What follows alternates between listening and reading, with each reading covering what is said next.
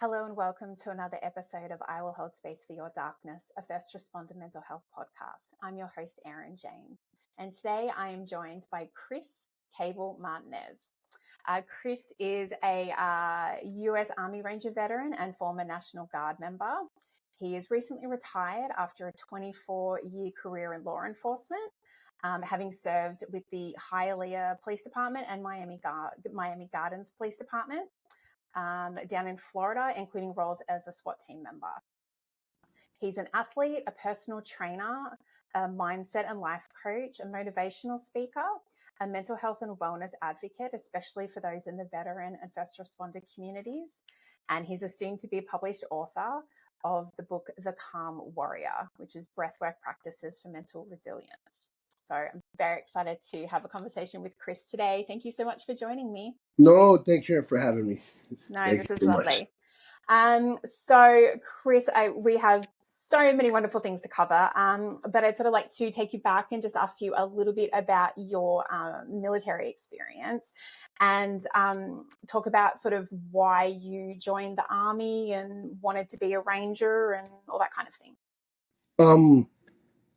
I was graduating high school, and then my mom said, you either got to go to college or go to the military, and I ended up choosing the military path, Yeah.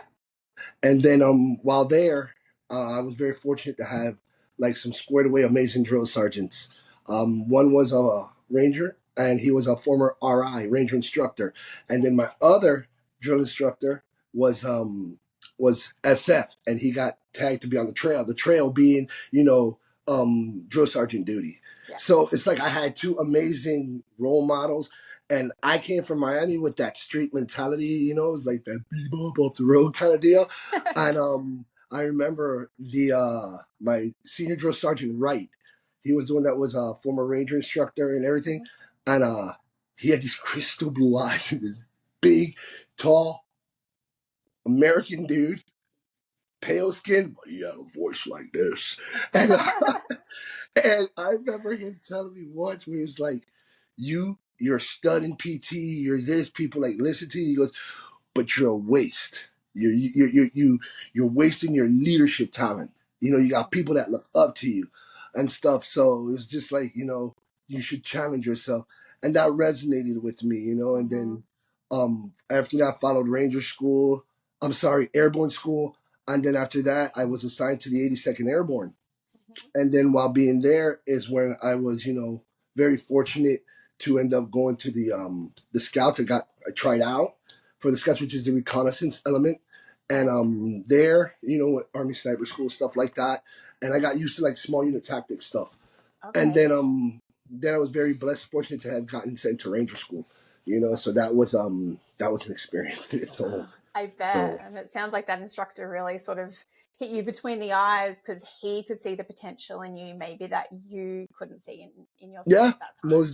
Most definite. And God has a way of putting people in our paths. Very much so. To check us and stuff. And so what sort of like time frame are we talking? Is this sort of like pre 9/11, post 9/11? When this was way pre 9/11. I mean, I'm 48 years young. Yes, young. That's all right. Hey, and I just knocked into my 40s a couple of months ago, so I'm right there too. Don't you worry. And I literally went in 95 and got out in 99. ETS in 99. 95 just turned 96. So yeah. And then 9/11 hit. Yeah. And then I was already a police officer, and I started the academy towards the end of 99. Never wanted to be a police officer. Never, ever. I mean, people that know me from my youth were like, "You're a cop." Like what? And what happened was I ended up, meeting a woman who's my wife now. When I got out of the military, going on 25 years, or 25, one plus, and then she got pregnant, and then I needed a job. I was working at a gym, and so next thing you know, I ended up I ended up hearing about Hialeah Police from a friend. I'm like, where? And that's in Dade County. You know, we have Dade, Broward, and Monroe County and all that. Yep. So I've been a 305 Dade County boy my whole life. Never ventured out in the Broward, whatever. And I'm like, where's that? Is that Broward? And they're like, nah, man, Hialeah's a third world country, you know? And predominantly Latin Americans and everything, such as, you know, Yeah. myself with the background. But I never heard of it.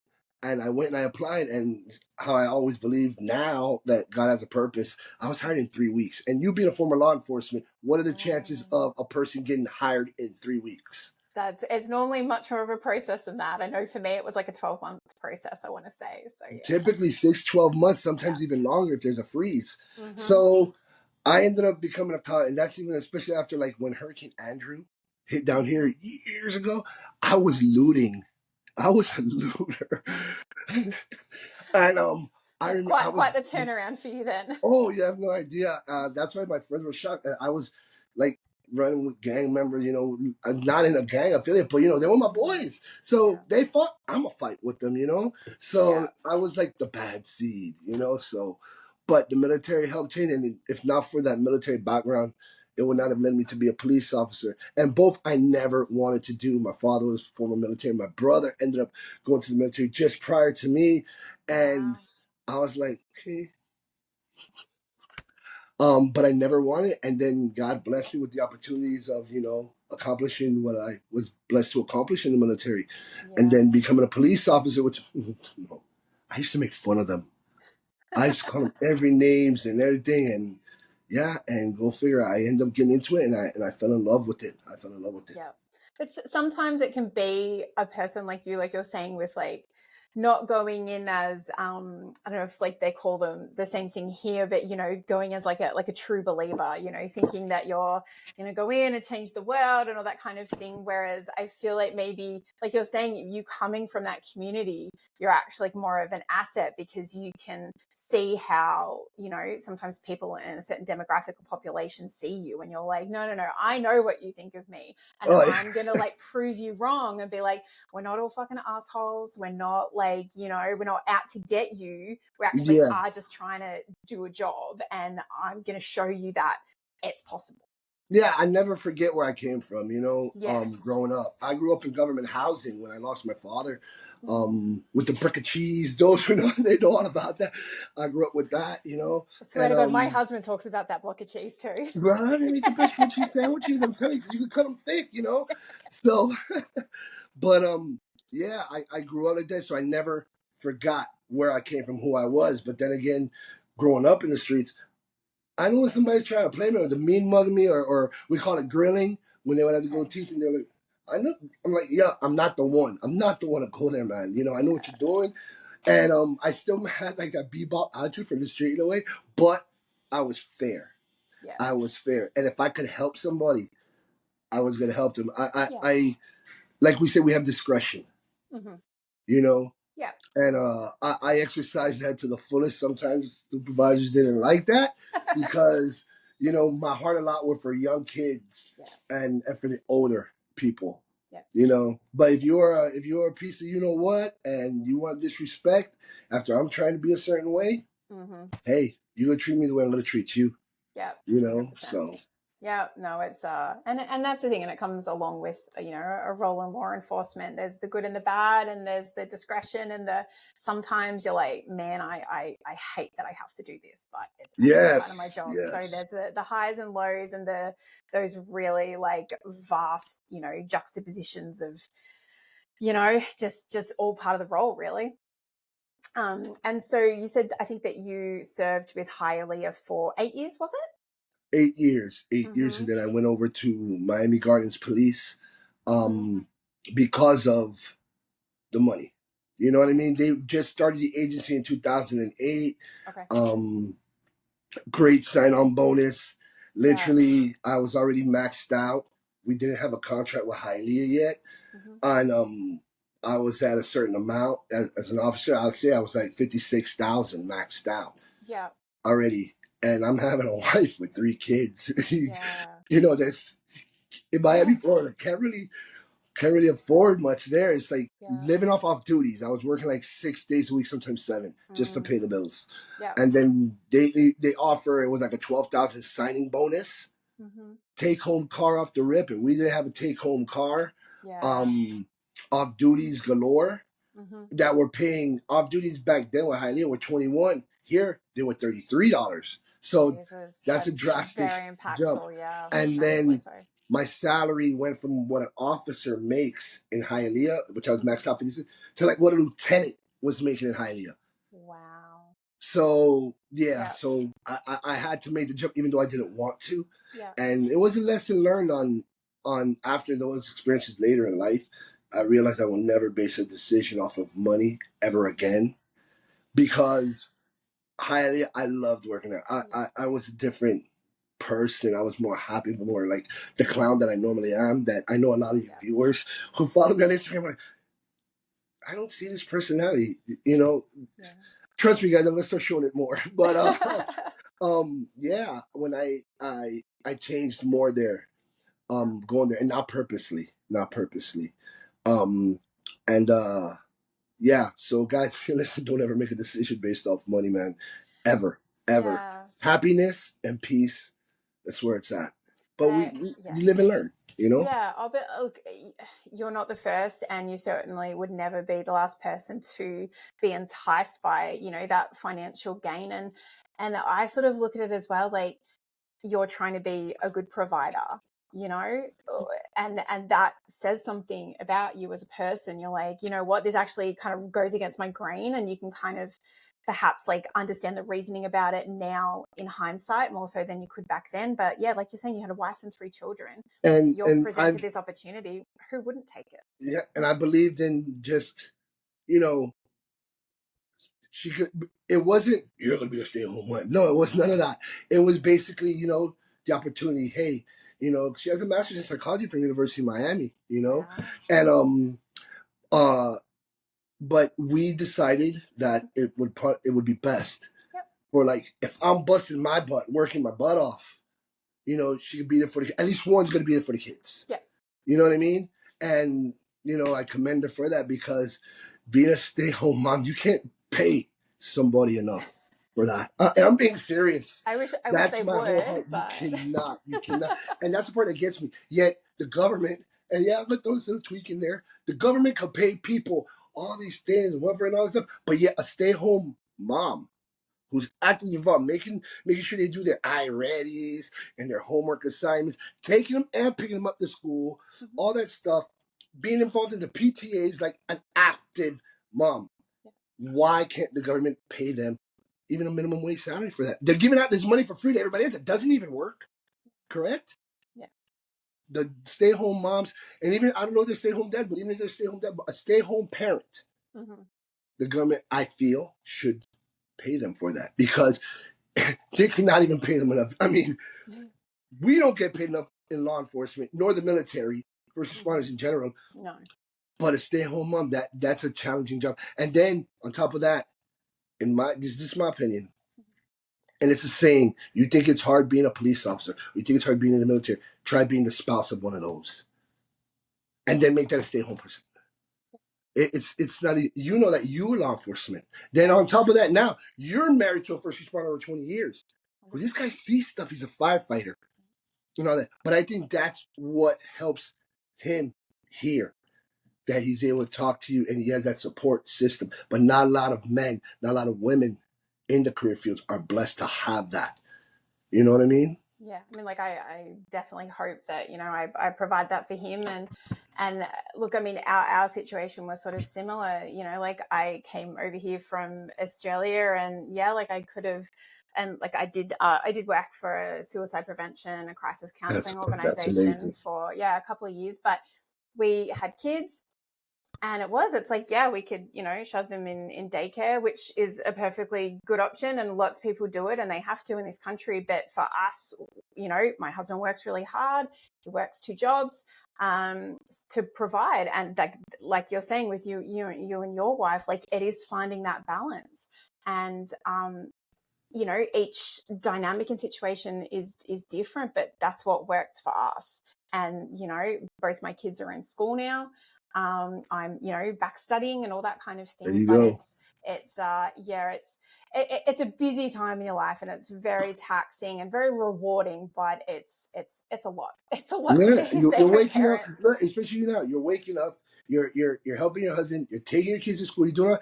And I interviewed me. I mean, it's like gotta write a book on That's how all to right. schedule your life and make your Uh, achievements happen. You're you perfect for just that. gotta roll with it. Be very Yeah, flexible. very much so. And was it at Miami Gardens where I know that you became a SWAT team member? Yes, ma'am. Yes, Mm-hmm. 2008. Okay. 2008 went to SWAT school, and then became Oh, so like right when you started at Miami Yeah, Gardens. I went there, and then there was it was they're forming a team and everything, Yeah. starting to or at least get tactical patrol officers out Mm-hmm. there, Yeah. and next thing you know, I made the school the tryout, and then Yeah. ended up going and graduating. Yeah. We had there was like 30 people tried out. Well, 30 people made the tryout, and then like 25 showed up day one. And then for whatever reason, the other five didn't come. Maybe administrative, because you know how things work in departments. Yeah. Oh, can't give it. You got to work these details now. We have this coming up. Mm-hmm. So, and I'm not talking about agency. I'm talking interagency wide. Yeah. And then 25 end up showing up. Mm-hmm. And then out of the 25, out of the 3 week SWAT school, 3 of us graduated. Wow. That's sounds like a very tough course. It was physically, but the shooting is what knocked out a majority of individuals, because you know how Really? they have the blue Smurf, like pose like that, and there's a bowling pin inside of that target. Ah, okay. You have to shoot 100% of your rounds Yeah. into that, and if you hit the line, you're DQ'd in the bowling pin. You Yeah. hit that line, that round doesn't count. On like a normal, obviously like a shot target. So Yeah, the then blue do Smurf. they do like an actual sort of center of body mass inside of the target itself? Yeah, it has like pretend there's like this. I'm the blue Smurf, and Mm-hmm. then within there's like the little line that's like a bowling pin, Yeah. and you have to be within that. So you better be aiming center mass, Yeah. and you have to also do opposite. So not only do you do your dominant hand, but you have to do your opposite hand with rifle. I mean, rifle, shotgun, handgun. We had the MP5s as well, Yeah. and to add more difficulty, you have to have with a gas mask too. It's Oof. part of the Yeah. qualification. So if you're not used to shooting opposite hand with a gas mask, and they're running you Yeah. during your shooting and timing, you should be sprint up, Yeah. come back, jumping jacks, push-ups. You have 5 seconds, and you're from the 100 yard. You have 5 seconds with your rifle to put 3 rounds. Yeah. So that's all breathing, controlling, and you go. Yeah. So yeah, so a I lot of gotta people. ask, with the three who made it through, did they all have some kind of like military experience? No, one Really? was a doctor who was reserved, an actual ER doctor who Oh was a my reservist, goodness. and the other one was an active police officer, young guy. We actually reconnected Yeah. recently when I was doing my first speaking engagement at Fellowship of Christian First Responders, Oh wow. and he was gonna go, and because he's seeking God, so it's like now God Yeah. reconnected. So That's wonderful. yeah. Oh, how awesome. And so was like you being like on the SWAT team, was that sort of like a not like a side gig, but as in something that you just get a call out for and then you perform Yeah, regular duties? Okay. yeah, or we're on duty, and then they have an incident. Whichever guys were on duty, they'd have us come. Mm-hmm. When there was like when K9 got deployed, Yep. they would have us, preferably us, to walk with them, because people with a rifle, they just go through a 1 or 3 day course, and it's not enough. You have the ADs going off, they're walking off, like, pop, so just things like that. So that's why Yeah. they prefer the TAC team members. Yeah. Yeah. So No, that makes total sense. And so sort of like what other roles did you do during your time in law enforcement? when I first got, highly, I was an FTO, a field training Yeah. officer, and then patrol, obviously. But I loved it. I loved it Mm-hmm. there. The crew. We would literally, you had like our crews would be together for like a year, 2 years, and we had court. We would bid every quarter, but you're working so good and you're just Yeah. Magellan. You know what I mean? Yeah. You'd have the senior dogs say, "Hold my bid till it gets to this guy, our most junior guy, because we want to stay together and with the same sergeant because Yeah. he would have our back." That's why I said Hylia was just amazing. At least Yeah. that generation. Yeah. Yeah. A And lot of them are. yeah. Yeah. And like the people you work with, especially in these first responder professions, they can definitely make or break it for you. Like it's you either have like a really shitty crew and it just doesn't gel and doesn't vibe Yeah. and it can create like chaos, or you guys just, like you're saying, like fit together like Yeah, glue, and just it just just, Magellan, like you just yeah. flow. You would hear in their voice and knew something was wrong. Yeah. Or, if we weren't on a call and he would go into a call, we all went. It's just how it was. And then what I loved was, you know, that certain crews, we would have choir practice at the end of work. And choir practice in the old school days, I mean, some of the veterans right here, they're probably like, choir practice. Is right at the end of the shift, we'll get together and drink some beers. Yep. The crew. So that was our choir practice, I figured that's where you were going with that one. Yeah, and you can't, that bond Yeah. was something special. Yeah. You know what I mean? It was Yeah. very much something special. No, and like I think you and I would both know that drinking culture can be a massive issue in like law enforcement in particular, and can have a lot of negative connotations to it. But the thing that always came out of it in a really positive way was that sense of bonding and camaraderie. Yeah. And I know that we used to do it like more in particular when we would like do a week of night shift. Yeah.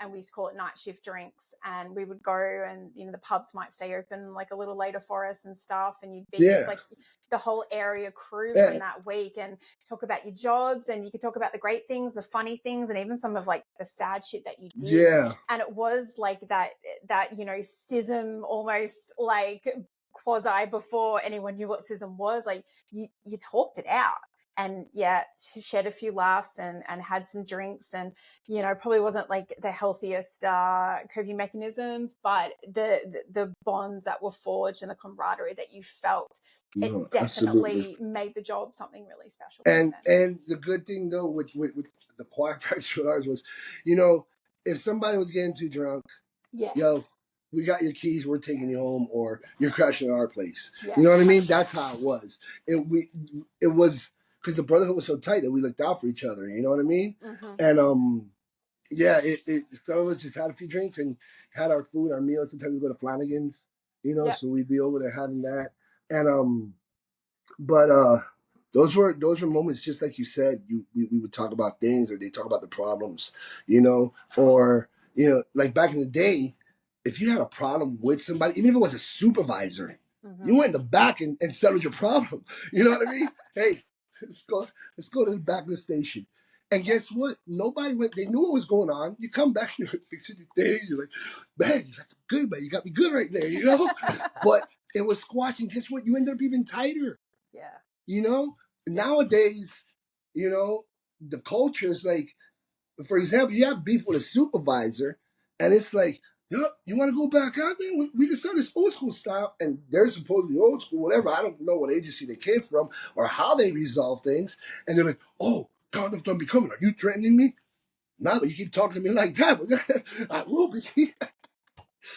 But Yes. different agencies are different ways, but that old school culture was like the best culture. Like, there's no school like the old school, where seniority meant something. I remember getting on the job and I was very blessed, Erin.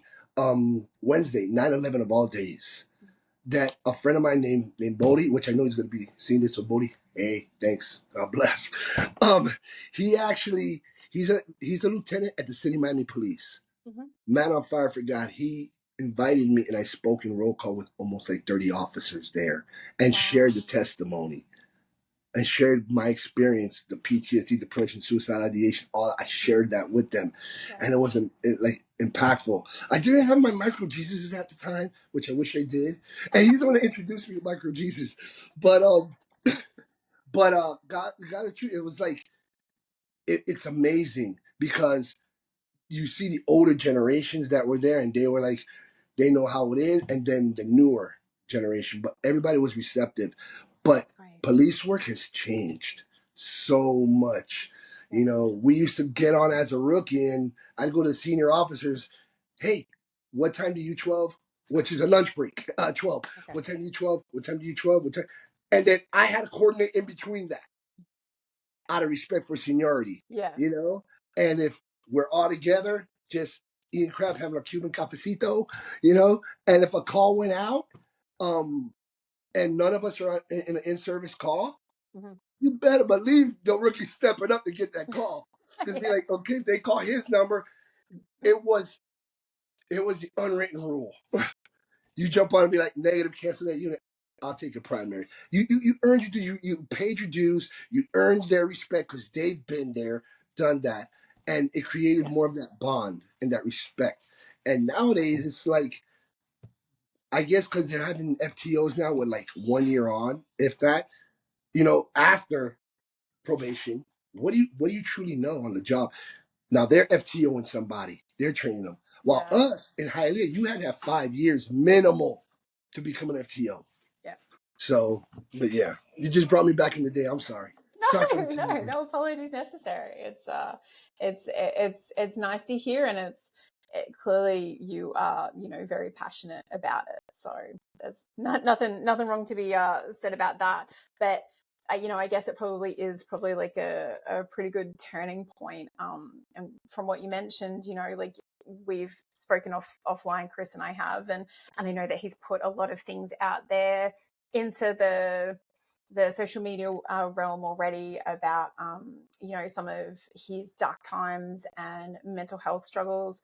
I guess sort of probably maybe my main question to begin with is, was your mental health something that you struggled with sort of throughout the course of your career, or is it something that really sort of started to impact you more towards the end, and it was that kind of, whatever analogy you want to use, where like your backpack got a bit heavy and your cup got too full, that kind of thing? Yeah. I didn't. I was a typical cop. Well, mentality, and for the military, from what's seen in the military, and then also in police work, we compartmentalize these things. Yeah. Yep. So to say that it didn't affect me, that I noticed, I just compartmentalized it. But little did I know it was, as time went on, it was affecting the family because they were noticing my behavior. Yeah. They noticed the change. My Mm-hmm. wife noticed the change, you know? Yeah. And like I said, when I got to Miami Gardens, and I don't put the blame on Miami Gardens, because you know what? You have some good people there, some great people there. Yeah. And then, you have some other things that should be changed, put the people there that still care and that are towards the officers, and then the other ones. So like I said, I don't knock Miami Gardens at Mm-hmm. all. I'm blessed for the opportunity for working there Mm-hmm. from '08 to 2024 when I retired in August. But it was there with certain. The best way I think to prove it, like my friends said to say it best like this, is there were certain individuals in the administration that made life uncomfortable, Yeah. extremely uncomfortable. And on top of that, that's where, when I was needing it, as I started progressing, remember when you compartmentalize things, what happens? There's only so much we can fit in that box, Mm-hmm. right? And then it keeps doing what? It's gonna stretch, it's gonna keep stretching, it's gonna keep stretching, and then what? Poof. Exactly. And that's what happened. Yeah. And that was like, yeah, that was that journey down to that black hole. And it was like, it felt like those rides were not a decline around like this. It was more like, boom, straight down, Yeah. And it sounds like it was an incredibly challenging period for you. And like you're saying, with, great reverence, it's not just a time that you had to endure and experience. Like you're saying, it impacted your children and your wife too. So And it's friendships and everything. Everybody suffers. yeah. Everybody gets affected, that your loved ones. You know what I mean? Yeah. Because like I preach now to people, and not I say people, I speak now to people where in departments and police officers like yesterday at the roll call. And then when I did my first speech at the Fellowship of Christian First Responders, where there was first responders, there firefighters and police officers, men and women, it was just amazing. Yep. About talking. Yep. After every critical incident, this was the one where I started getting that box filled little by little by little. Because, like you said, did I experience it? I remember my wife telling me stories like when I met her in the beginning, and we started a family in the beginning. Like I would sleep, and I'm like, "Get down, move, move!" Like I was having PTSD from the military and such, and coupled with that, now the police things started coming. You're seeing the suicides. I mean, I saw a guy blow his head off right in front of me. We tried talking to him, and I saw that. People that hung themselves. And that was part of one of my tipping points towards the end. And then taking lives. It always in. And I wish I would have spoken up and not have that fear of, man, I'm going to be put on light duty. Man, I'm going to get terminated. Or even, man, what are these guys going to think of me? They're going to think I'm a wuss. I'm weak. And everything to the contrary, it takes a strong person to get help. And I'm a firm believer now. And what's your opinion on this? That from a critical instance that transpires, shootings, whatever, should have a debrief, but also the person involved the most, the officer, supervisor should go up and be like, and even the buddies, yo, you good, man? Follow up and should encourage them to go minimal talk to somebody, or at least encourage them to contact EAP, Employee Assistance Program, just to get it out instead of keeping it in. And then also follow up. That's why I preach out as a follow up. Don't just the one day the say, "Hey, Erin, you good to go?" Yeah, I'm good. And it's even more hard. And you can relate the most because I can't. As a female officer, you're more looked upon as like, you got to prove yourself, girl. You know what I mean? You better hold your weight. And for a woman to come out and say, "Man, this shooting affected me," or this, you're not cut out for this, or a fight where you're fighting. You're probably fighting this guy waiting for your backup to come, and he's reaching for your gun. You're holding your gun here, and this guy's hitting you, and you're like just holding off, doing what you got to do. If you say, "Man, I was scared. I've been in that situation as a man where I was fighting, boom, boom, boom, and all of a sudden reality hit. Oh shit, this guy's going for my gun, and I was like, it just got real. And then, I went to defending my gun and then broke his arm and such because now I realized I was fighting for my life. 100%. And then if a woman comes and says that, a female officer comes and says, "I was scared," what do you think the peers are going to say? When in all actuality, they should have said, "It's okay, Erin, to be scared. It's okay. You're here. Your fear is what kept you alive. And you need to talk to somebody about it because, or go call EAP because guess what? That's going to taunt you in your mind. It's going to come back. Or you're going to go home to your kids and say, "Man, I almost didn't come home.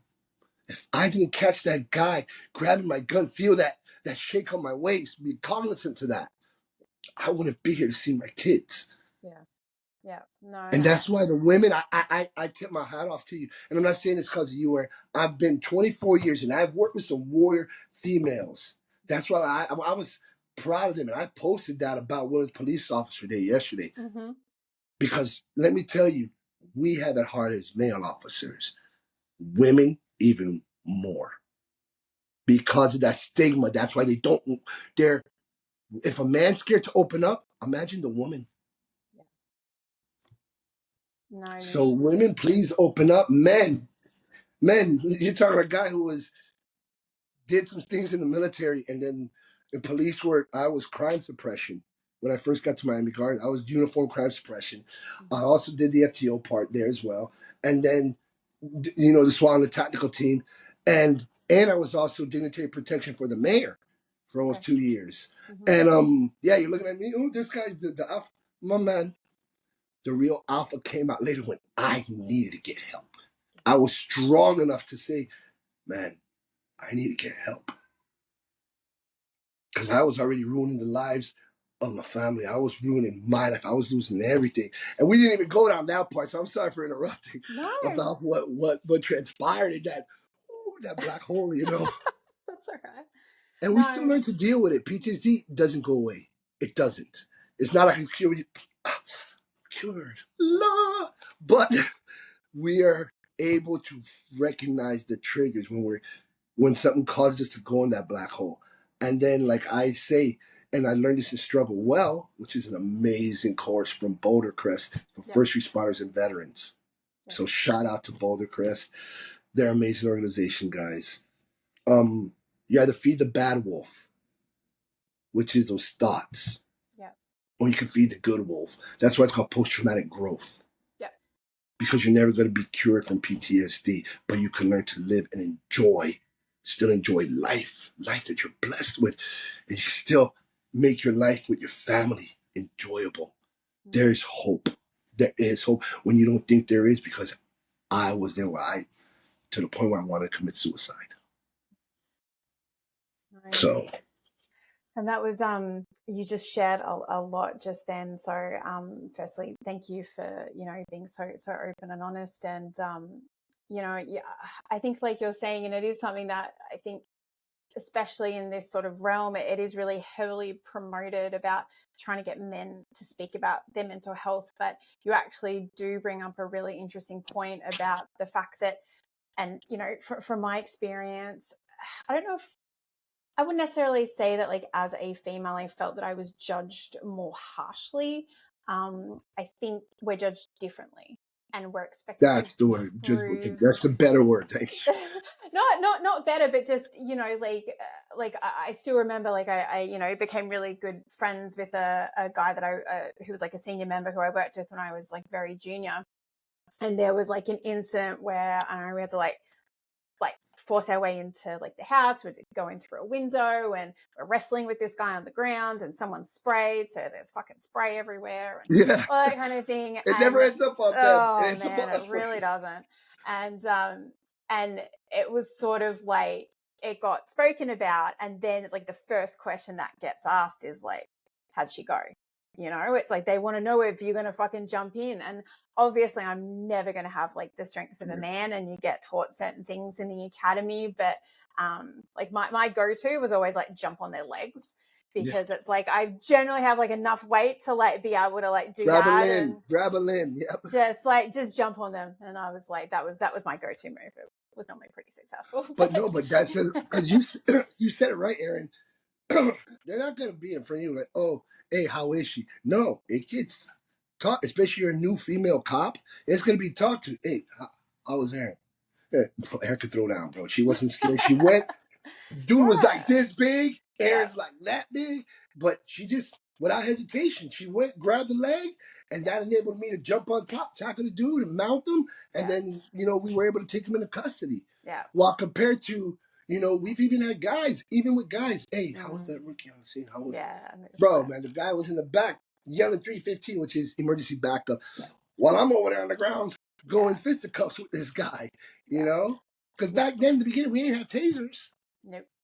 No, it was your baton. Well, other than your gun, but if you're going hands on, it was your baton. Mm-hmm. Or it was asp. I'm sorry. Oh my god, I haven't heard that term in like years.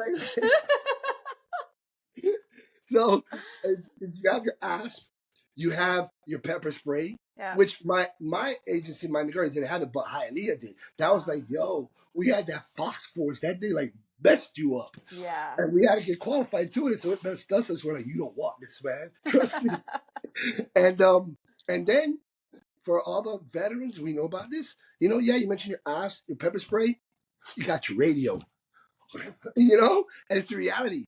You're fighting when you're going in. You're fighting for your life, because you could be with your ass, and I'll say, "What? It flies," and then you're reaching for your pepper spray, but in the struggle, that thing flew that way. It's just like, what do I got? The radio. Yeah. People don't realize that, and then you'll have those guys in the back. See, T15, and it's like at the end, it's like, yo, so how was so and so? And it's a rookie dude or whatever, and you're like, bro, I don't ever want that man on my scene. And we were known, if we knew that you weren't, male or female, weren't somebody that would get me home at the end of the night. There you go. That's the best way. We'll cancel you. Cancel that unit. Yeah. I'm better off on my own Yeah. than that person there, because now I Yeah. got to watch you to make sure you get home. Exactly. Yeah. And that's the unwritten rule, right? We all go home at the end of the shift. 100%. And then the other two, we don't get wet and we don't get hungry. But sometimes we get wet, but we don't get hungry. Exactly. No, in Australia, you'd say they weren't much chop. Like they just weren't weren't up to standard, or like Yeah. weren't much chop, or just fucking useless. Yeah. You'd be like, nah, I'm not doing that shit with them. That's not Yeah. happening. Exactly. But I know we sort of ventured off down a bit of a I fun know. path there. This is good. No, It's, that's all right. I'm actually, it's enjoyable. Like, I've been very blessed. The people that have interviewed me have been amazing, and this is good. This is No, because the last I podcast didn't venture this much into me and the background. So kudos. Oh, thank you.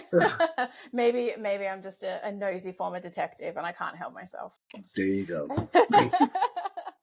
And sort of like you've obviously mentioned sort of briefly in our conversation about, and other things that you shared publicly about, like the traumatic experiences that obviously you endured, and during like a 24-year policing career, as well as your military experience. And you spoke about having suicidal thoughts and ideation. And I do know that, you sort of shared that you had some sort of like, addiction struggles, and That should say the least.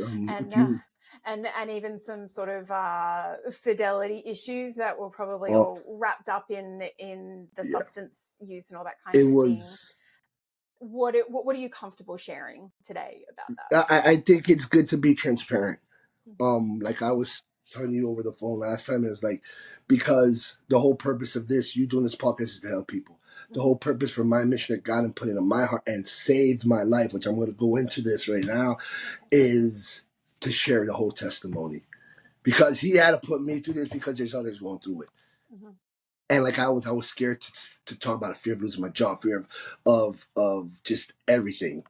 So as I'm going through all this stuff with the department, and I would just say this, to be correct, with certain individuals in the department, in the administration, just certain, not the department in general, because like I said, the department is great. Fucking administration. Yes. Always. Yeah. We have some good ones there, but it was, some majority, some of the administration there. And this is Miami Gardens, but former agency, let's say that. Not Hialeah. I love Hialeah. Hialeah was great to me, praise God. But the culture of men in police work, not everything. It's a lot of infidelity.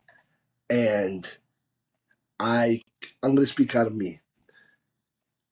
I gave into that. Hey man, Chris, there's this girl checking you out.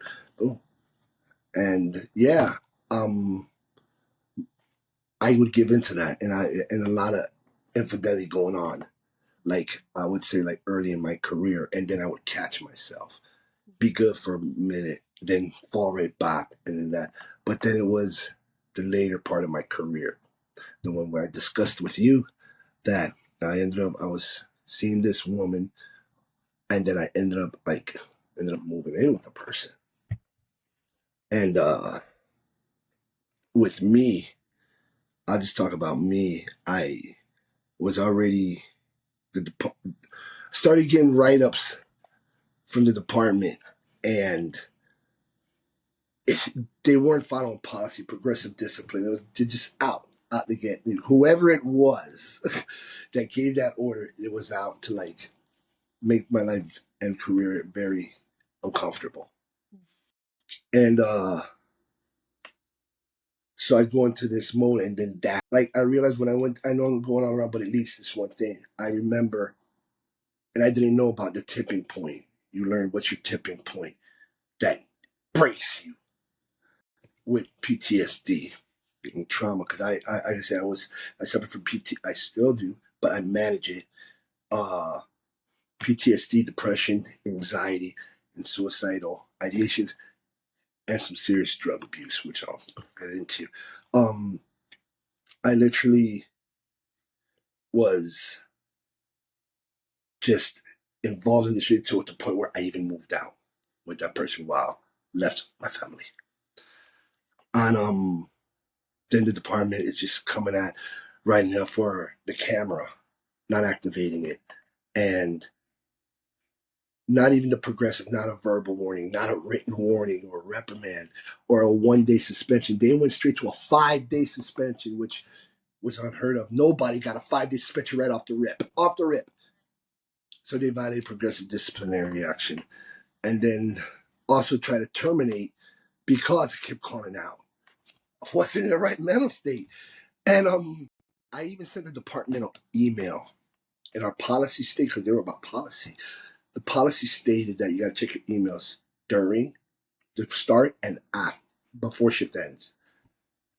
I sent an email saying I'm going through marital issues.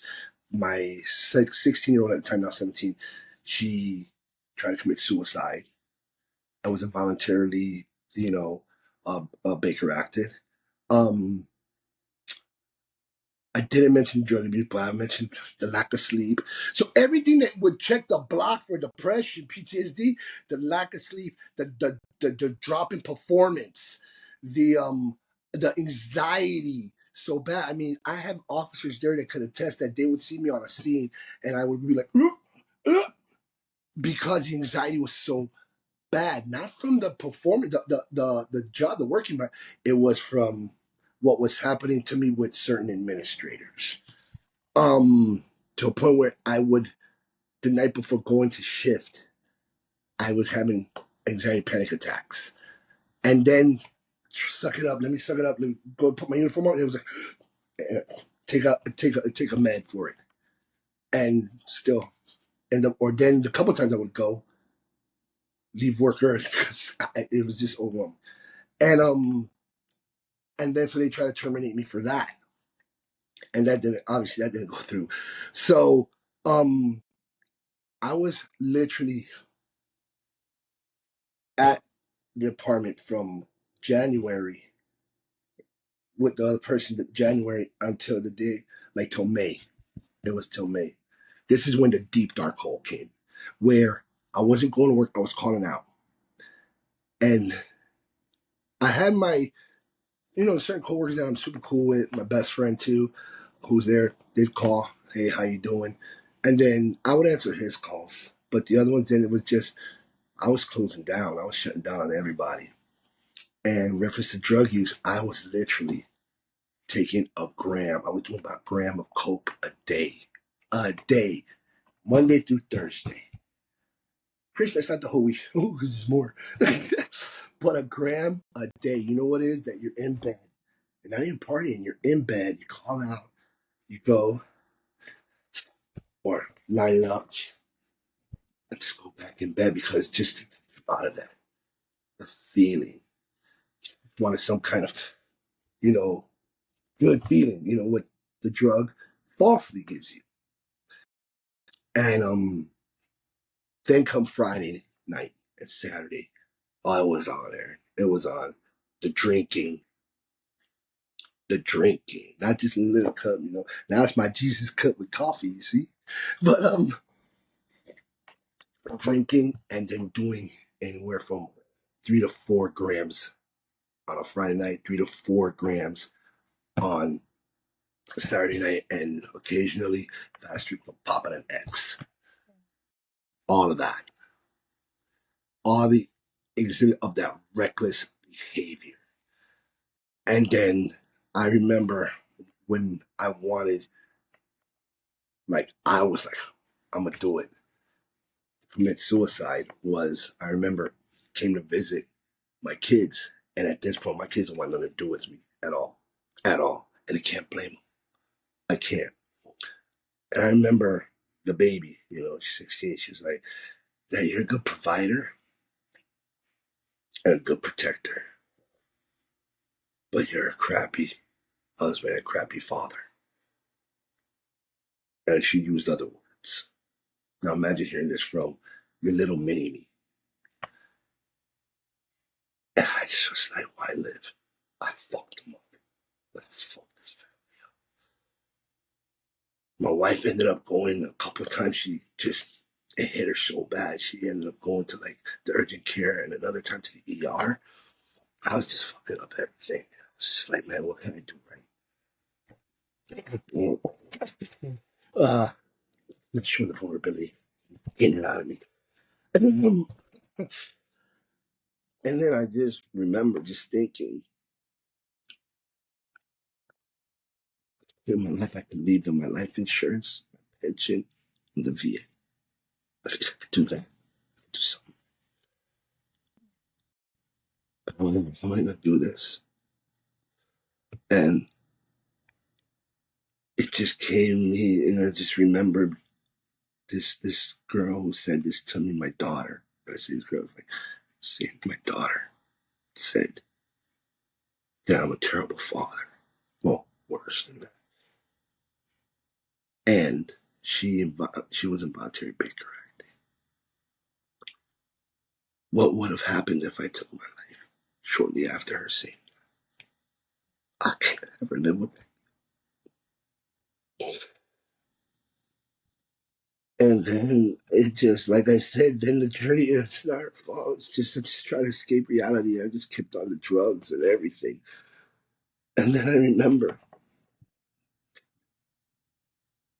I'm living like a 2 to 3 day bender, man. No sleep. And boom, boom, boom, boom, boom. And I couldn't hold anything down. Mind you, Erin, look, I'm 190. I just don't scale today. I'm like 195, 196. You know, like 172. And I look at myself in the mirror and I'm like, my eyes. It's not me. Body. Like that. And I couldn't hold down food.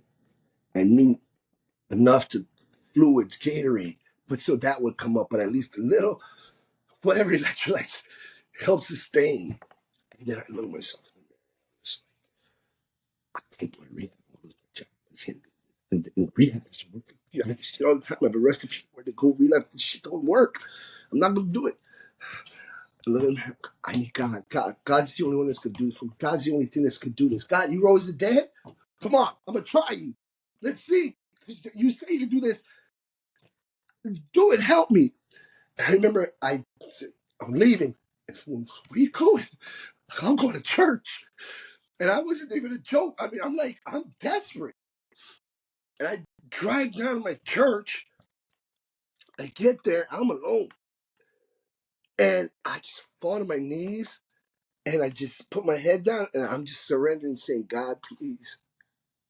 You're the only one that can do this. You say you can do this. I believe. And they say that with that faith of a child when you believe. Just like in the Bible where the person, when they said when Jesus was walking through the crowd and the lady reached and she just believed that she could touch. If she could touch, if she could touch Jesus' robe that he was wearing, that she would be saved. And that's when he was walking and he felt like he lost everything, like his power is in the Bible. And he goes up to her and he says, I know if I could just touch, it's just go, child, because now your faith has healed you. So I guess it's what it was, that I had that faith that he could do that. So I do that, and then I'm sitting down. The worship music's going on. I'm just praising him, saying, please, God, please help me. And I just remember the pastor coming up. He's praying, holding his hand on my head. And then I wake up on the ground. So all that stuff, you see, and I'm just saying it happens to everybody. Thank God, you see that. That got me out of it. Woo! Thank you.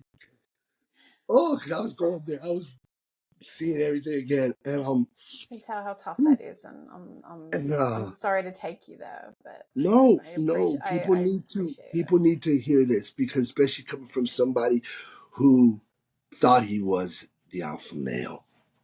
I became an alpha male when I had the strength to get help. And my belief, I don't push my belief on nobody. I could just say what saved me. Yeah. And that was being a warrior for Christ. That I went to God. Yeah. And then I wake up and I'm telling you, Erin, it was like, you know, those in the movies, the chalk line body? Like that. Literally, that's how I was on the ground. Fell out like that. This was hurting because Yeah. I went down. It wasn't like that fake stuff. Oh, let me just, oh, stayed in the spirit. No, Erin, I was down. And I'll say this, I'll admit it, drool. And when I woke up, I was like, my shoes, my socks, my hat thrown off. Everything, yeah. And I'm feeling slimy. And I'm like, whoa, what happened? Did I get violated? You know? and, oh, and then it was anointing oil that they put on. And when I had like, I woke, this is like a, you know, this is almost like a crime scene where they put a blanket, but it was a prayer shawl. So I was literally a crime scene. I'm laughing at it now because I'm like, oh my God. And I just remember being in the corner, like back in the corner, shoes off, everything. I'm just like, and I felt like my SWAT gear, or for firefighters that are listening, that bunker gear, or for cops that aren't in a tactical unit, your riot gear, because everybody gets issued that riot gear, or for the veterans that are listening, your combat load. I just felt like all that was off, and it felt so amazing, and that cry, that cleansing cry. And Erin, from that day forward, I never craved, wanted, desired any drugs, anything. No rehab, no relapse, no nothing. Now I want to say this to people. It's like, it's okay if you relapse. It's okay. I'm, thank God, I'm not here, but I have a crisis. I have people I could turn to. And whenever stress or whatever, other things come in my mind. But I could say honestly, none with the drugs. I've seen what it's done. But there's gonna be people where they may stumble. And then if they gave their life to Christ, Christ delivered them, I want them to know that God still loves you. It's okay. Don't be like, oh, I screwed up. No, I can't go no more. No, I'm done. No, you're human. You're normal. Stay in the Word, stay in prayer. Get with organizations like Boulder Crest. There's a lot of organizations. DM me on my Instagram. I'll find help for you. God's blessed me with a network of resources. And I'm sure they could message you where you probably reach out to somebody. Have that crisis plan. Don't be scared to reach out. And if you stumble, you stumble. You're human. And when I tell you that God is amazing, I mean, this is a guy that rose the dead, gave sight to the blind, cured the lepers. And so what he did for me was, it was nothing. And like literally restored my life, gave me a purpose, a mission, and my family. And I'm telling you, Erin, like to have that daughter that said those words,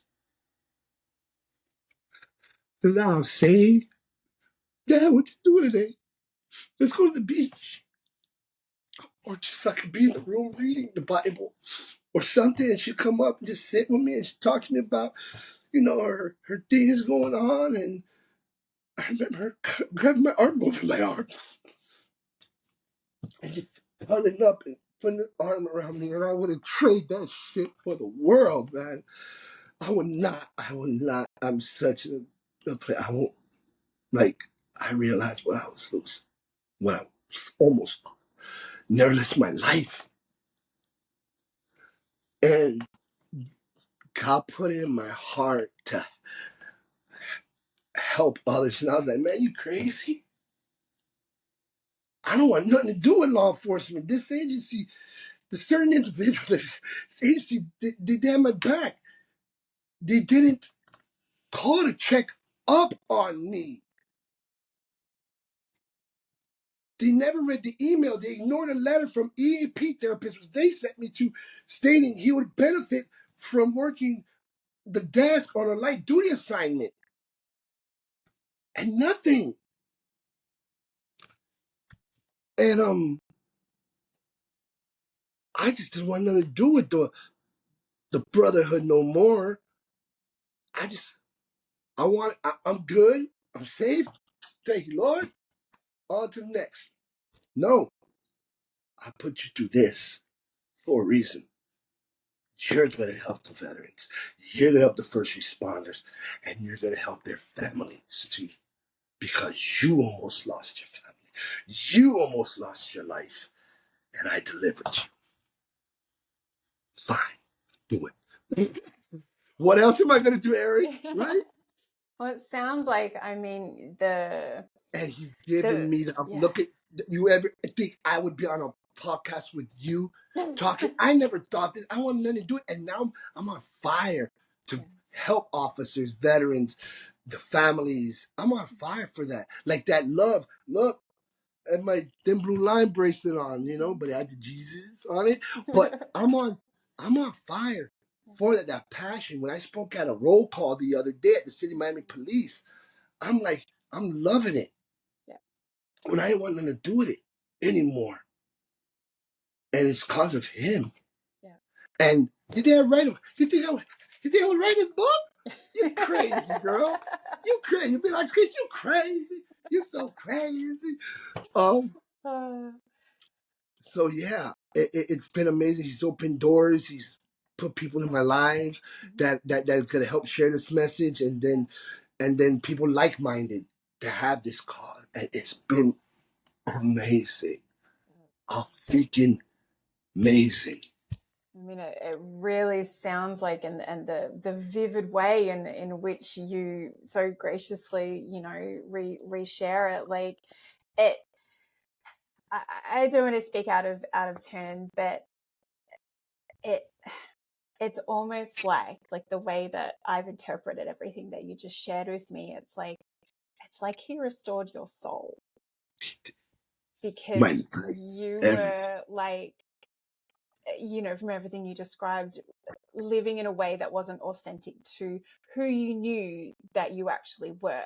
You had been a great father. You had been a wonderful husband. You'd been a provider. You'd been a great cop, and all of the things that you're, sharing with our audience that you've ventured I was down a piece of shit, of. man.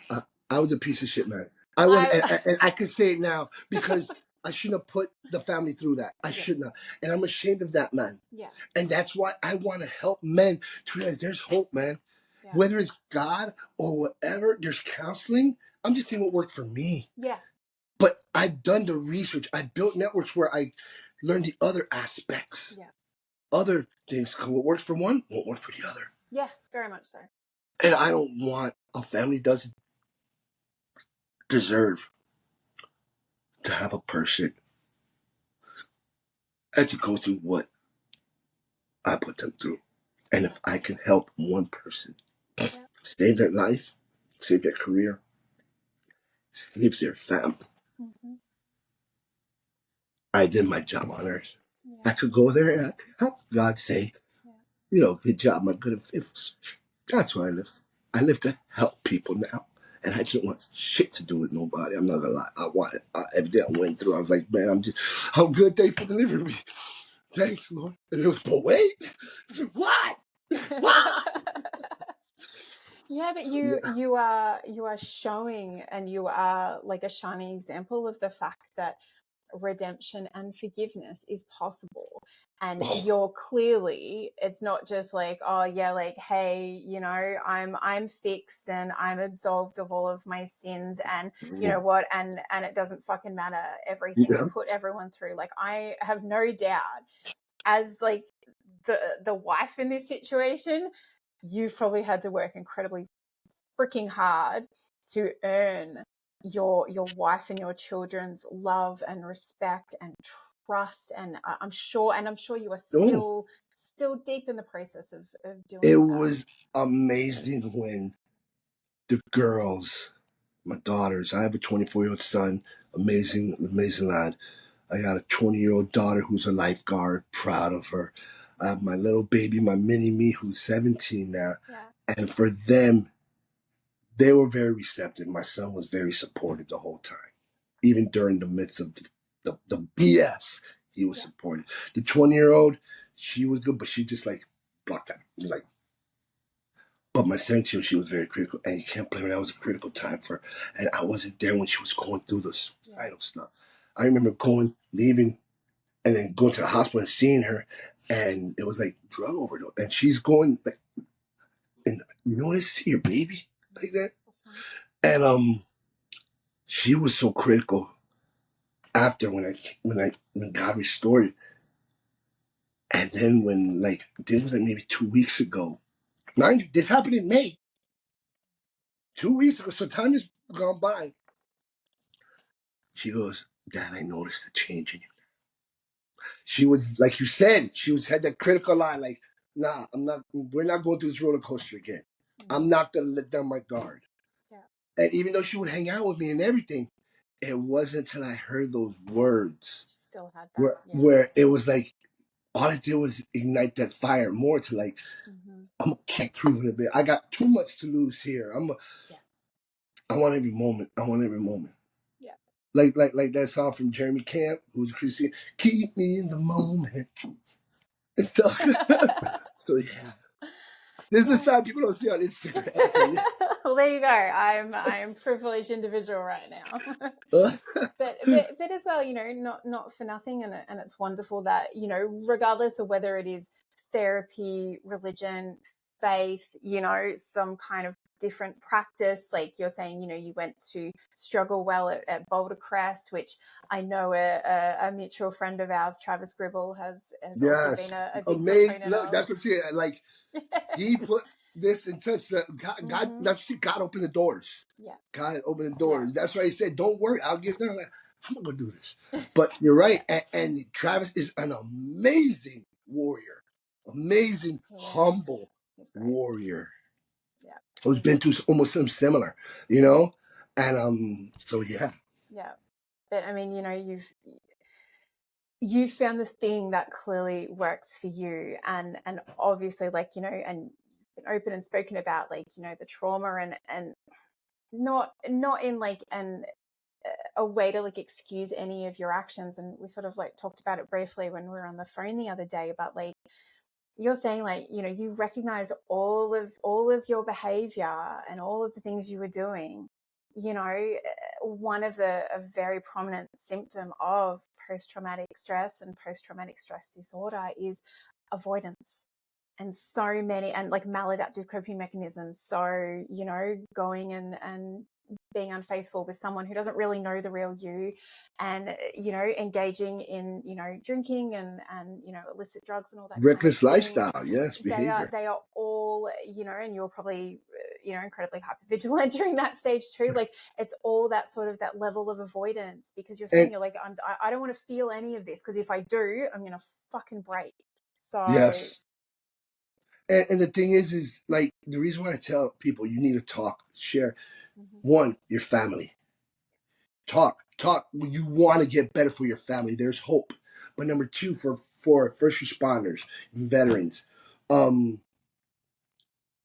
you want it for your family and all that, but remember, we're working. My backup, those people I work with are depending on me. Yeah. And thank God nothing ever happened. But that was reckless. And the people need to realize that.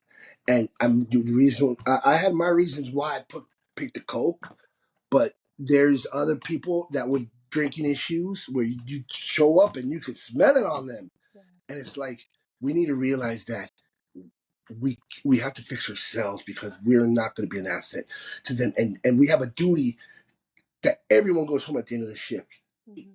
And then now the family part. Guys, talk, because you don't want to bring it home. You don't want to.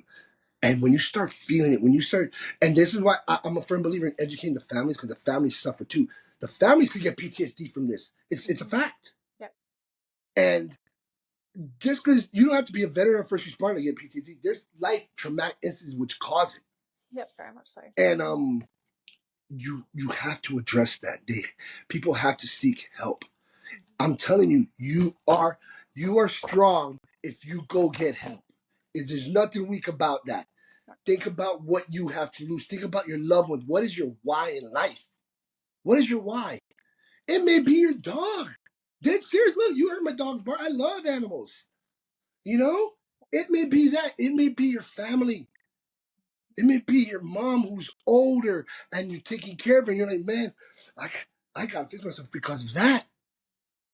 Or your job, you're single, you don't have no family, no nothing, but it's your job that you love your job, you love your coworkers. That's your why. And it doesn't have to be just one why. Make that list of why I have to beat this, why I have to get help. Why is it so important? Not just for me, but for others. Don't be selfish. I was a selfish mofo. Like I told you, Erin, I'm not proud of the man I was, but I'm grateful for the man I am now, and I'm looking forward to the man that God's gonna have me become. Yeah, absolutely, and I couldn't agree more wholeheartedly about it. It's the juxtaposition of, you know, for years gone by, especially in first responder and law enforcement, it's like you were weak if you admitted that you were struggling, and it's actually it's and it should have always been this way. But the truth is, there is such great power in speaking up and sharing it, but it's immense strength too, because, and I've said it on previous, you know, episodes before, it's like anyone can wear a mask, anyone Yeah, can cheat on their partner, drink excessively, do drugs, like all of the shitty things that all of us are capable of doing, and, you know, unfortunately a lot in the first responder realm end up doing. But the strength and the courage, which is not terms that I think should be thrown around lightly, but to step forward, and like you're saying, and you know, there's a fucking bullshit alpha, you know, shit all over the internet, which it just makes me want to fucking shove a fork in my eye when I see it. But you're talking about it from the perspective of, you know, like an army veteran, a ranger, you know, many years in policing, like there is, and even, you know, your own like physicality and everything, you obviously like care about your body and care about your fitness and all that kind of thing, like that my in body and terms soul. of It's that. exactly that in terms of like you're that kind of person where someone would go, he's like, you know, he wouldn't be fucking like in touch with his feelings or in touch with his emotions. And you're just like, I fucking actually am. And I know you can look at me and think I'm this one way, and I'm showing you and I'm proving to you that it's fucking strong and powerful and courageous to speak my truth. And all credit to you, Chris, like you fucking lay it out, and you know, you share it all, and I can't even imagine how difficult that must be for you sometimes, but you do it just with a beautiful authenticity, because you're like, you know what, like if I help one person, then that is what it's about. It's not about me, That's my mission. it's about, yeah. And like I said, there's other things, you know, where people could do exercise. Me, I discovered breath work, and I never thought I would do that. Yeah. I mean, think about it. Bro, you like, yeah, get the F out of here. Yeah. No, but it's the benefit to the point where I became a breath work Well, facilitator. talk to me about that, because I know that this leads into the book that you've been Uh, working on, which I really want to hear about. So yeah, and I know you've like ventured into sort of coaching and yeah, breathwork yes. facilitator and keynote speaking and motivational speaking. Like I presume all of it sort of is really kind of wrapped up into the one thing. So please, yeah, tell me about your book and this whole wonderful journey that you've been on. I'm just on a mission to find out ways to help people. Yeah. And then myself as well, because you can't help somebody if you're not helping yourself. Right? And it's easier to say, hey, you know what, man, eat some vegetables. It's going to be healthy for you. But you're not eating it, or you never tried it. It's just book read. And you know, there's a lot of people like that, psychiatrists, teachers, or professors. Oh, you're teaching business in the university. Have you ever owned a business? No. How the hell am I going to learn from you? A marital counselor. Marital counselor. Okay. How long have you been married? Sir, ma'am, whoever the person. Oh, I'm not married. I got to go back. You know what I mean? It's like, Exactly. so that's why I'm a big believer in practice what you preach, right? Yeah. So Yeah. I'm trying to discover, to get better and improve my performance, improve my mental. I'm a big believer in mind, body, and soul, Yeah.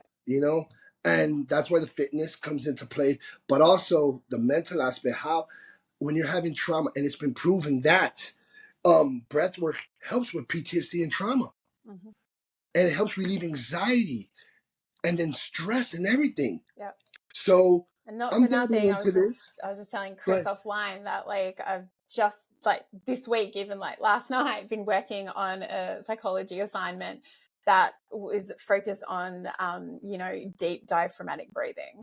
And it's, I've looked up all the journal articles, and it is because breath work, it basically functions as triggering our parasympathetic nervous system. So when we're in a state of stress, our yes, sympathetic nervous system is reactive, and it's releasing cortisol and epinephrine and norepinephrine into our system, and that is what puts us in a state of fight or flight. It's what gets us ready to fucking fight for our lives or run yep, for our lives.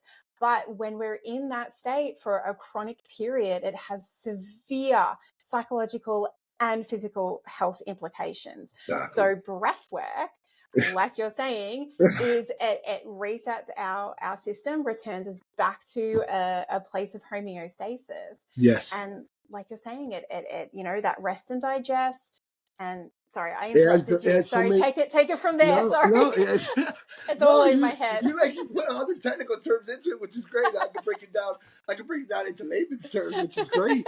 Oh, that's amazing, and it's funny, like you said, we talked about it, and then we just got into a conversation about it. Yeah. That's amazing. Like it helps because it helps with your heart, your organs, your digestive tract, your mental clarity, everything. You could be in a state of distress, and then all of a sudden you just calm down, do box breathing, which you mentioned on your part. But there's the 4-7-8 breathing. Yep. There's so many different ones, and you could do breath holds. Yep. There's also ones where you're breathing in and out through your nose, and it's like I was like, what the hell? Yes, there's no, and they all have specific remedies. Yeah, and there's like And the it's cyclic sighing, and then there's the ones where it's like you breathe. I think you breathe in for a shorter amount of time, but you like exhale for like yes. longer. That Like it's and there's the ones where it's where you'll breathe in for a short amount of time, hold for like a little bit longer, and then you're gonna exhale even longer, or vice versa. Yeah. And it's like, how am I gonna do this? When you do it and you practice it, oh my God, it's just a feeling of enlightenment, and also a feeling where you can, like, burdens you have could be off, or stresses for the day. So I'm an advocate of doing it before I start my day. That's for sure. It's got to be done. Like, check your emails before you start your day. Yeah. That I knock that out with my daily prayer. Yeah. All right, that grounds me. But if I go on a walk, I also do my breathing, because people think, oh, you got to breathe in that. No, man, you can do it when walking. Like I told you during the cardio, but just focus on your breathing tempos. When you're driving, you can do it as well. Especially if you're feeling something, or you're nervous going into an interview or the job, or you had a stressful morning with your family, or even you finished your shift. For police firefighter, you finished your shift, you're like, God damn it, and you're heading home, because you can't open your mouth at work. Do that breathing on your way home, so once you walk through that door, you're like, hello, family. So it has so many benefits for neurological, for your body, everything in health, and it's been proven to lower cholesterol, lower high blood pressure. It's like, wow. So I started diving more deep. I'm like, oh, let me learn more. After I experienced it. And then when I started getting the benefits and learning different positions, how to do it, from standing, from seated to lying down, everything, I was like, might as well share this. Yeah. So I Love got that. certified as a breathwork facilitator, Yeah. and also meditation, as well as I was like, okay, so how am I going to do all this? Then he put in my heart to do life coaching, the life coaching and mindset, Mm-hmm. because it's all in, It's you all know, it's connected. all Yeah. intertwined All with the interrelated. mind, body, Yeah. and soul. So it's been a blessing, and that led me to writing the book. Mm-hmm. And I wanted to gear it towards veterans, first responders, and their family for traumatic incidences. Mm-hmm. So yeah, No, I so really, everything's really love that. been great there. Yeah. No, but what I love about everything that you're saying is that, you're taking all of these amazing things that you're learning, but it's really like the concrete, what's the term? Like the concrete example of your amazing journey and your like post-traumatic growth. Like this book actually sort of represents that for you in this like amazing way. And I think it's fantastic. That's God. It's God. There's God in the purpose He put me on. That's all I can say. Yeah. But yeah, and if anybody wants to reach out, Mm-hmm. send me reference to the life coaching, the mindset coach, or the Yeah. breath work facilitating. I also offered a group experience. That way, it's cost efficient. To me, it's not about the money. Yeah. It's about helping people, and um, time is money, honestly. Yeah. but you can still help people and make it affordable for them, like the group classes. That way, we also interact. Mm-hmm. That's the biggest part is building that family, building that unity. Mm-hmm. So Absolutely. Yeah. And I'll pop all of your information in the show notes. But if you want to either throw out like your email address or website or anything like that, and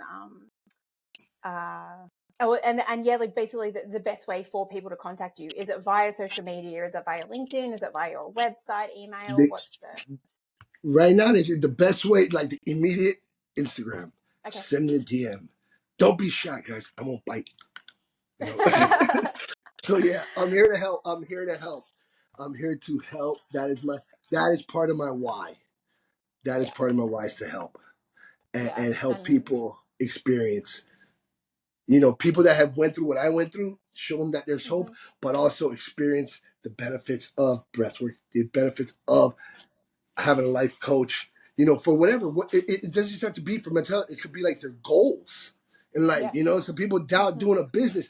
Look, you ask me, Chris, you're gonna be writing a book, and you're gonna do a company journal with that too. I'm gonna look at you and go, Erin, what are you smoking?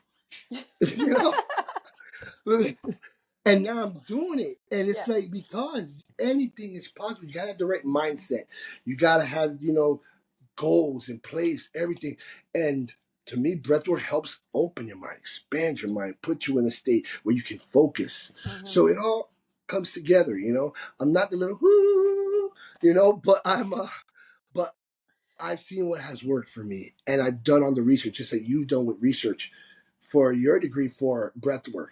mm-hmm. It's Yeah. real and it works. Well, and like you're saying, you end up coming across and having interactions with people at the right time for like the right reason. Like, we obviously organized to have our conversation, like maybe like a week ago, but I've literally spent this past week learning all about deep diaphragmatic breathing. And I spoke to another bloke like a couple of weeks ago, Josh, whose episode was like released today, and he does like mindfulness meditations for first responders, and he's a See, firefighter. And I spoke to him when I was just starting learning about mindfulness in my there, degree. So it's there's no it's such thing all as interrelated. coincidence. There's no such thing as coincidence. That's No. my belief with God. Things happen for a reason. And Yeah. it's amazing how, like, that happened, and you were able to, during your interview with him, relate more, Mm-hmm. Yeah. and bring out even a great interview. It's just, you're being blessed, Erin. You're being blessed for what you're doing, for your comment, for your why, you know? Yeah. And I'm sure that people are out there appreciating. I'm sure you get DMs thanking you for things, and I know, amazing that you even tell me you got people in your homeland that watch, and Oh that's amazing. So when are you going to release a book? That's the yeah. question, girl. That's the question. Oh Jesus. Yeah. I don't know. When I find some time, maybe we'll see. Little by little, just jot it down, because based off just your experiences, your husband's experiences, your life, doing everything, and then the people you interview. Yeah. Man, that would be a phenomenal book. I would be like, wow. No, I would read that because just everything you spoke to so many people. It's an incredible privilege. I'll give it that. It's not something that Amen. I sort of, and like you say, if you had to, like, this podcast has been going on for just coming up on 12 months now, and if Look you at that. said to me 12 months ago, oh, that's what you're going to be doing, I would have looked at you like you were batshit crazy too. Yep. What are So you spoken? exactly.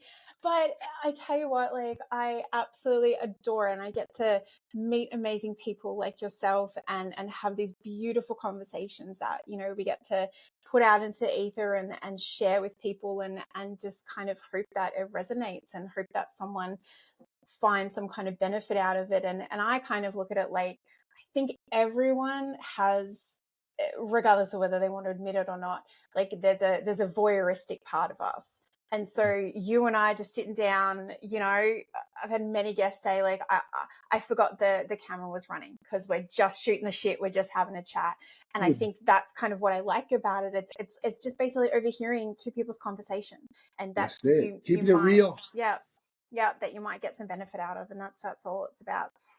I'll sort of, the one last thing I do want to share is, like, when it comes to breath work, and I guess it's something I've been doing with my kids that I didn't really sort of necessarily realize much, but if they're like, their emotions are heightened or something, like, they're upset about something and something's going on, I'll sort of tell them to take a deep breath, and we do, like, in through their nose and out through their mouth. And the phrase that I don't even know where it came from, but, like, I was like, let's breathe the badness out. Yeah, Like, that's true. breathe out your anger, breathe out your, sadness, breathe anything out, and, like, breathe out the badness. And Instead of breathing out the carbon monoxide from yeah, the breathing, so you're inhaling the good oxygen, you're yeah. exhaling the bad. So that's And it exactly true. does, and you see it, you see that like, system change, and you see that level of calmness, like, wash over them. And when you're saying it, yeah, it's like your babies, and you just, like, watching that impact. Like, Yeah.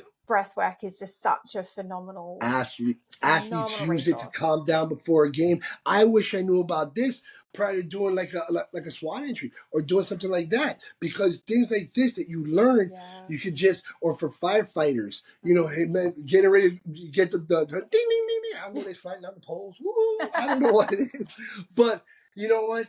You're gonna have that fight or flight going in you, right? Yeah. So you want to know what? On your way there, do some of them do some of that breathing Yeah. while you focus on what you got to do once you get there. Mm-hmm. But helping doing breath work on your way to those calls, be Yeah. surprised, man. It'll be like, or before a job interview, Yeah. do it. There's so many benefits Yeah. of this. Before a test, an exam, Mm-hmm. you'll be surprised the clarity. Yeah. Yeah. Or do Very it while much you're so. working out. Do it while you're studying. You're doing some practice your box breathing as you're reading, because Mm-hmm. you even become more receptive. Yeah.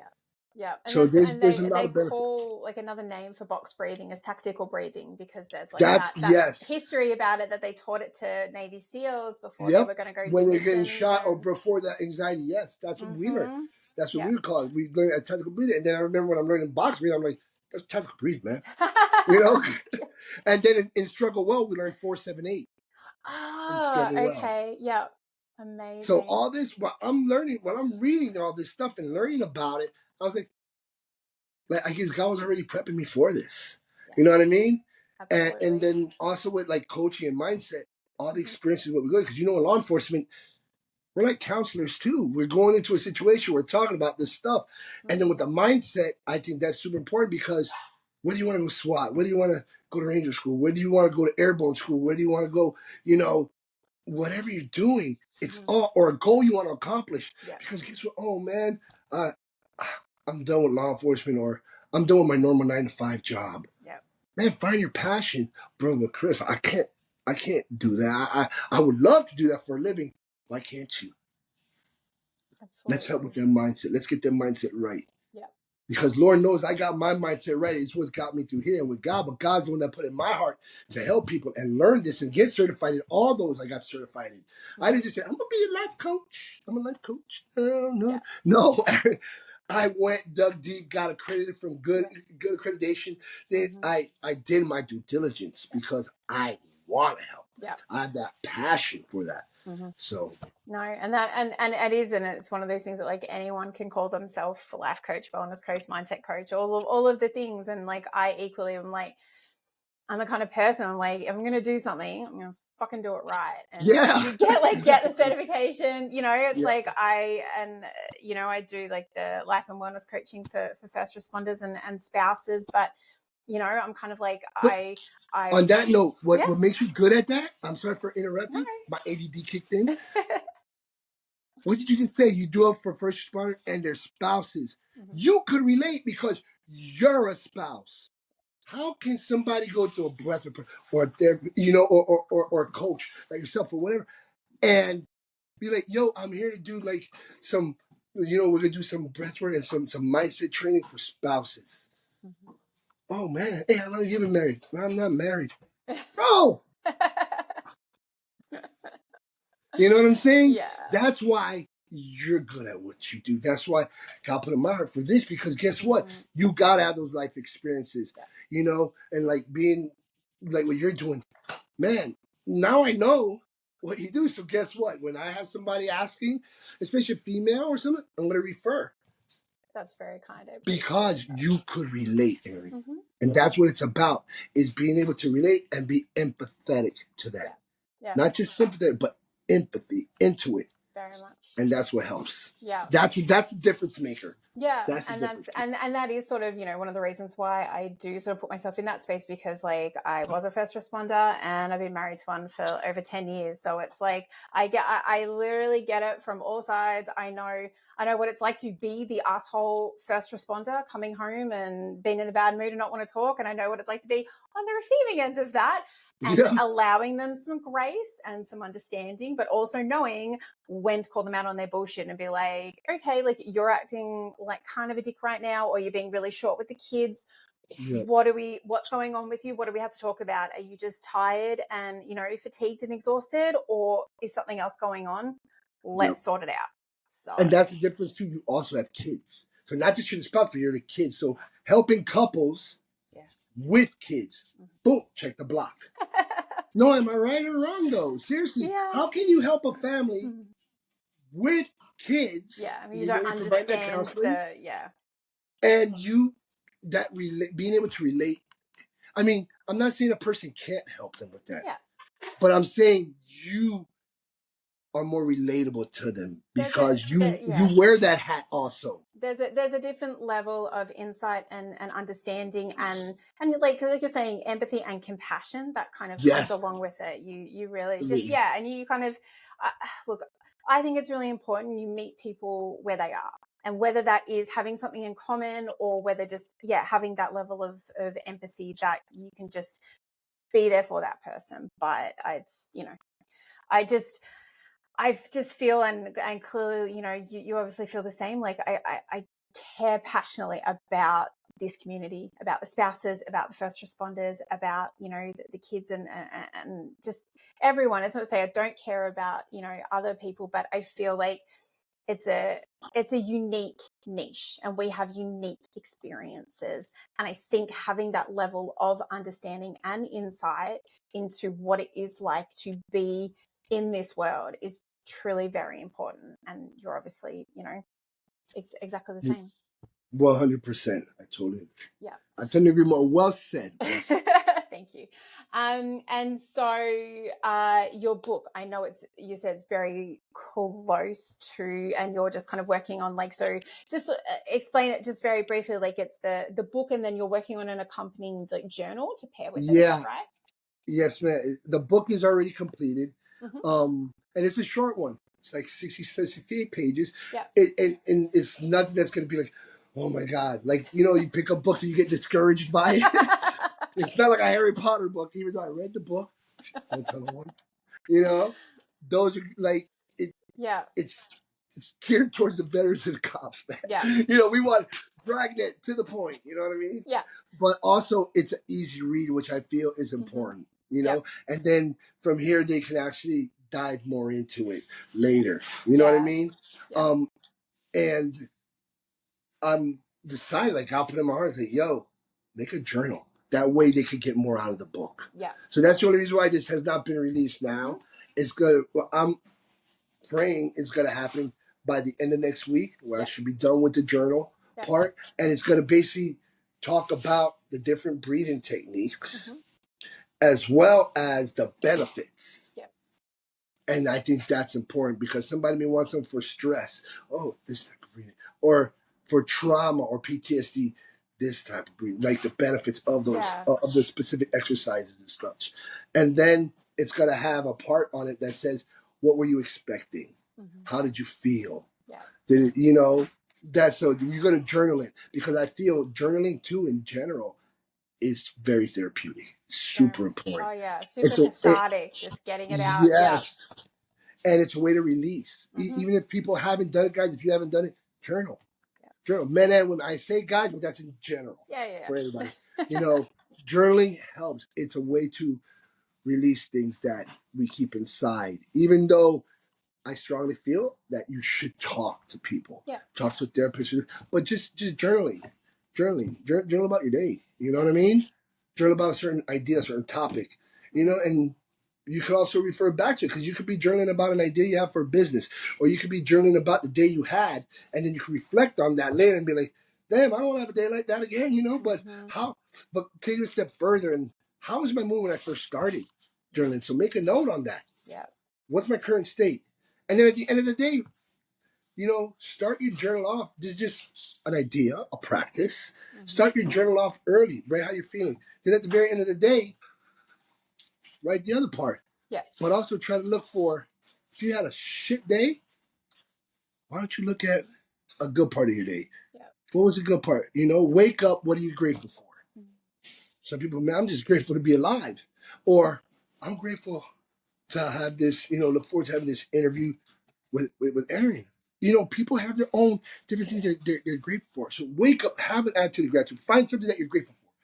100%. Then at the end of the day, you can have a crappy, shitty, beep, beep, beep, beep, beep, day. But I guarantee you can have the worst day of your life. Mm-hmm. And you will definitely have one good thing to come out of it. And for example, and I'll tell people, well, bro, I had a shitty day at work. This and this. Bro, there's nothing positive about this day. I could say, really? You woke Are you up. at work right now? Are you at work right now? No. Isn't that something to be happy about? Yeah. You just had a crappy day. Or you can be thankful, man, my day sucked, but at least I got a job, man. Yeah. Or you woke up. Not everyone wakes up every day. Always find something at the end of a shitty day. Yeah. So when you wake up, start the morning with gratitude, and the evening with gratitude as well. Yeah. Find something good. Don't go to bed with that negative energy, that negative vibe, those negative thoughts. Yeah. Find something good. Man, I had a crappy day, but guess what? Look who's lying right next. Yeah. That's the highlight of the day. Things like that. You know 100%. What I'm saying? Come home, your family. Man, I had a crappy day, and then you see that daughter, that little mini me. She's probably gonna ask you for money for something, but you still. Now then you're gonna take, I got the money. The job's gonna give you that. There's a lot. There's a lot, and trust me, after going through what I went through, I realized there's a lot to be. We have a lot of blessings in our life. Mm-hmm. You don't got to be rich to be a millionaire. You got your riches and treasures in other ways. But start the day off, guys, with an attitude of gratitude and end your day. Find something positive, especially if you have a crappy day, the worst day of your life. Trust me, think there's something positive at that day. Yeah. Either the day's over, or you're home to your family, or guess what, man, I'm crappy day now. I'm going to go celebrate my sister's birthday with. Yeah. Whatever. Yeah. No, absolutely. And I think as well. Change your mindset. Oh, Change yeah. But, like we're talking about, like the catharsis of writing it down. Like I even know from, personal experience, like whether you're writing something, about work as like a first responder or like a personal thing, it's like there is a level of heaviness that a lot of us carry. And when you put it down on paper, there is like a physical weight that you feel after you have like alleviated your mind and your heart and your soul and every aspect of you when you put it down on paper. And it sounds like fucking frou-frou bullshit, but it's actually not. Like it is. It's something that you actually really deeply feel. And you're releasing it. Mhm. And you're releasing it. Yeah, absolutely. No more compartmentalizing, people. Release it. Exactly. And so if you just, Chris, just give me a heads up when the book's coming out, and I will share it on, all of the platforms, and look forward to being able to purchase it myself. Thank you. Great. That's amazing. All right. We are coming to the end. So I just do want to say thank you for your time. Thank you for having me. No, it's been lovely. We normally finish these conversations by asking our guests 2 questions. And the premise of it comes from the name of the podcast, I Will Hold Space for Your Darkness. And like we sort of alluded to throughout our conversation about, the weight and the darkness that can, surround us as first responders, as veterans, all of that kind of thing. So the first question that I like to ask is, what do you do to hold space for your darkness? What do I do to hold space in my darkness? I meditate. I do. I breathe. I put music on, meditation sound music or worship music, Christ music. And I just sit. It's either if I'm doing breath work, I'll just do that, like when just hold that space to get there, or I'm listening to worship music and I'm read a Bible verse and I'll just meditate on that. Like I turn a lot to God for that. So he's holding that space. And who better, So, but yeah.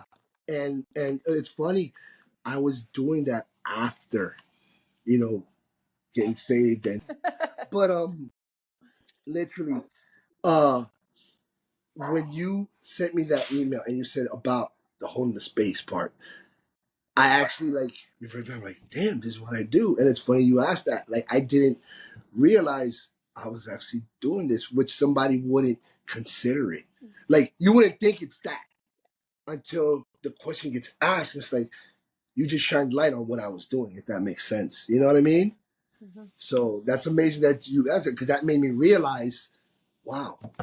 So yeah. Oh, there you go. I'm very grateful and thankful to have shone that light on it for you. And that you know what it does, because now I could honestly say to when talking about, hey, how do you get somebody to hold space? Because it's true. Yeah. It's so true. But I was doing it, but not realizing what was being done, like a more direct word, and complete sentence to it. You know what I mean? If that makes sense. 100%. Absolutely. And the second question, which, you may have already answered clearly, because you feel that God helps you a lot in this respect, but what can someone do to support you in the best way possible for holding space for that darkness for you? Man, mine's just, I turn to God, but just having that person be non-judgmental, whether it's mine's God, which he took the sinners, you know what I mean? So he didn't turn nobody away. But when you ask that question, it made me think, like, man, this always made me think, what the heck? But having somebody you trust, non-judgmental, and also having someone, just you can say, don't talk, just be here for them. That's my opinion on having and the importance. To have somebody that's capable of that, and you have to trust. Because we have people in our lives that they're there. You have very few, especially being first responders and veterans, that we trust. Trust is something that's earned. It's not given. You got to earn that. Absolutely. And when you have that, people should understand, when somebody gives you that level of trust, you need to nurture that, value that, like you just won an Olympic gold medal. Yeah, and not betray it. Ever. Because there's people out there that don't value that. So when you have somebody like that can hold that space for you, Mm-hmm. man, you're blessed beyond compare. You're blessed beyond compare, and realize that the people need to realize that, because that's your go-to right there, man.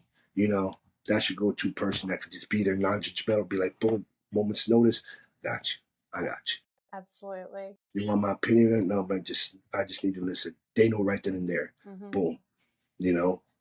No, 100%, and it's something that we all need. We all need at different times in our life. So 1,000,000%. absolutely. All right, Chris, we will wrap it up from here. Thank you so much for your time today. I do really appreciate it. No, thank you. It went longer than I thought, and it was amazing. Like I didn't think it was, but it was that amazing. And if I could just say one thing at the Yeah, end, of it's course. like, guys, if you ever see me, if you're in Miami or I go visit another state to speak or whatever the case may be, Mm-hmm. guys, if you want hit, just run into me. You want yes. I almost forgot. Babe, little mini Jesus. What is it? Micro Micro Jesus, baby Jesus. Jesus, mini Jesus, pocket Jesus, micro Jesus. Guys, you see me and you're like, yo, what's up with the micro Jesus? Hey, don't be surprised. You see me under, especially if you're an officer, first responder, or a veteran. I'm gonna be, whoop. Hey, you mind if I give you some? Micro. He loves you, man, and I love you. So yeah. Oh my goodness. Thank you for remembering. I always forgot. All right. Yes, thank you, Chris. Thank you, Micro Thank you so Jesus, much. for And your God time bless you for today. I this. really appreciate it. All No, right. this was amazing. Thank you. All right. This has been another episode of I Will Hold Space for Your Darkness. I've been your host, Erin Jane. And as always, let me listen in a way you've never been heard. Cheers. Bye, guys.